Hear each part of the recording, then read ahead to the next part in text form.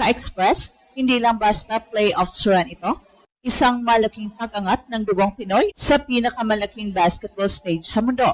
Habang papalapit ang NBA Conference Finals ngayong 2026 playoffs, tatlong Phil-Am names ang tuloy-tuloy na umaalingaw sa social media, sports pages at NBA fans discussions, sina Dylan Harper, Jordan Clarkson at Jared McCain.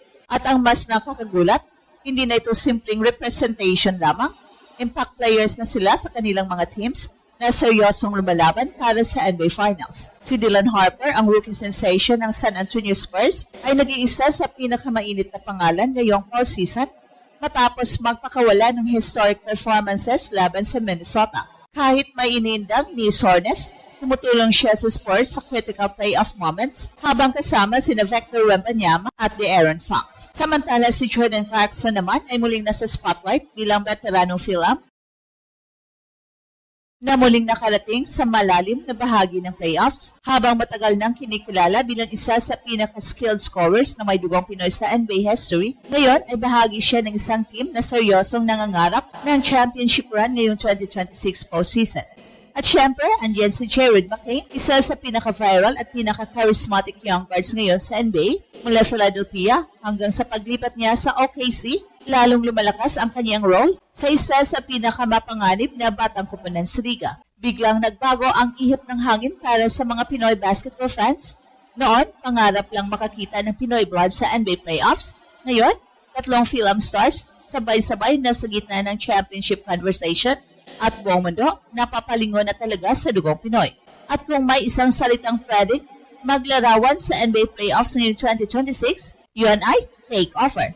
At nakakabigla dahil kasama sa takeover na yon ay tatlong pangalan na may koneksyon sa dugong Pinoy. Hindi ito exaggeration, hindi rin simpleng fan hype lang. Ang totoo, habang papunta ang NBA sa pinaka-importanteng yugto ng season, parami ang naniniwala na may bagong wave ng Phil-Am influence na unti-unting bumabalot sa liga. At ang pinakamaingay ngayon ay si Dylan Harper, ang rookie guard ng Spurs na hindi na tinatrato na ordinary first-year player lang. Sa edad niyang halos kakapasok pa lang sa NBA, gumagawa na siya ng playoff moments na bihirang makita kahit sa mga veteran stars. Sa serye kontra Minnesota Timberwolves, naglabas siya ng sunod-sunod na efficient performances habang ipinapakita ang maturity na parang veterano na agad. At sa Game 5, nagtala siya ng double-double na 12 points and 10 rebounds habang tumutulong sa dominanteng panalo ng Spurs. At mas lalong lumakas ang usapan matapos siyang purihin mismo ni Manu Ginobili dahil sa isang coast-to-coast dunk na umikot agad sa social media para sa mga Spurs fans.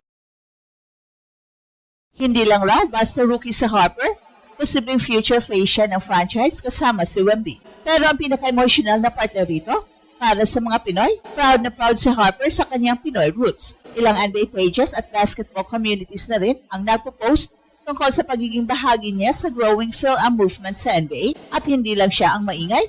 Si Jared McCain naman ay nakahanap ng tamang sitwasyon sa Oklahoma City Thunder. Isa siya ngayon sa mga exciting bench weapons ng isa sa pinakamalakas na team sa NBA.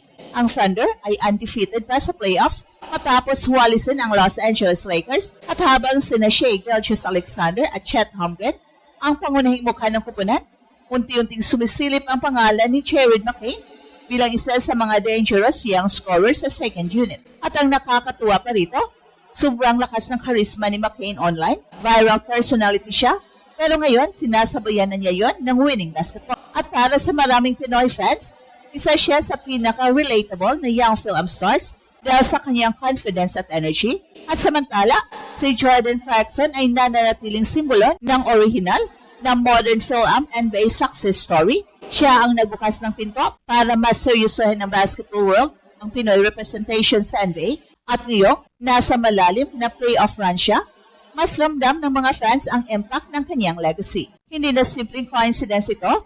Tatlong Phil-Am names, tatlong magkakaibang henerasyon at lahat sila nasa landas papunta sa pinakamalaking laban ng NBA season. Habang lumalalim ang NBA playoffs, lalong umiinit ang emosyon ng Pinoy basketball fans. Hindi lang dahil nanalo ang mga teams ni Dylan Harper, Jordan Clarkson at Jared McCain, kundi dahil bawat panalo nila, unti-unting binubuksan ang bagong era para sa dugong Pinoy sa global basketball scene.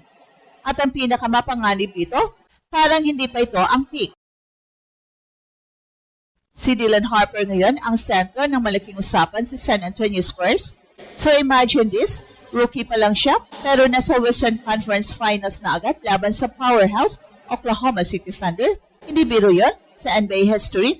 Bihira ang rookie guard na agad nagtutulak ng winning culture sa isang contender team. Pero yun mismo ang ginagawa ni Harper ngayon kasama sina Victor Wembanyama at De'Aaron Fox. At ang mas nakakagulat pa, dahil sa bawat laro, makikita kung gaano siya ka-composed, walang rookie panic, walang takot, kahit malalaking defensive schemes ng Minnesota, nagawa niyang kontrolin ang tempo at gumawa ng tamang reads. Kaya maraming analyst ngayon ang nagsasabing, posibleng future superstar talaga siya ng Spurs organization. Para sa mga Pinoy fans, sobrang espesyal nito dahil si Harper ay isa sa mga batang Phil-Am players na bukas sa kanyang Pinoy heritage. Kaya kada highlights niya, automatic, trending agad sa Philippine basketball communities. Pero habang si Harper ang bagong mukha ng future, si Jordan Clarkson naman ang simbolo ng evolution. Matagal nang kinikilala si JC bilang pinaka-successful full-time Phil-Am NBA star sa modern era. Siya ang isa sa unang nagdala ng Pinoy Proud sa NBA All-Star Conversations, Sixth Man Awards at International Basketball Spotlight. Ngayon, habang muli siyang nasa ilalim ng playoff atmosphere, bumabalik ang appreciation ng mga fans sa kung gaano kalaki ang naging contribution niya para maging normal ang pagkakaroon ng Phil-Am star sa NBA. Well, kung tutusin, bago dumating sina Harper at McCain, si JC muna ang nagdala ng bandera at hindi rin pa huhuli si Jared McCain. Well, sa totoo lang, isa siya sa pinaka-interesting stories ngayong postseason dahil habang maraming tao ang unang nakakakilala sa kanya bilang social media personality at flashy young guard, ngayon, unti-unti niya pinapatunayan na legit winner siya. Ang Oklahoma City Thunder ay isa ngayon sa pinakamalupit na team sa NBA playoffs matapos walisin ang Lakers at diretso sa Western Conference Finals. At doon pumapasok ang bigat ng moment na ito. Isipin mo, isang Phil-Am rookie sensation sa Spurs, isang veteran Pinoy icon sa playoff war, at isang viral young Phil-Am guard na bahagi ng title contender. Sabay-sabay nag-align ang basketball universe para ipakita na hindi na maliit ang presensya ng dugong Pinoy sa NBA. Dati, pangarap lang ng mga fans na makakita ng isang Pinoy sa playoffs. Pero ngayon, 3 Phil-Am names ang laman ng usapan habang papuntang NBA sa conference finals. At habang tumitindi ang laban para sa championship, lalo ring lumalakas ang sigaw ng buong Pinoy basketball community. Panahon na talaga ng dugong Pinoy. At ito ang Express Info kung saan bawat kwento ginulat ang mundo. Don't forget to like and subscribe.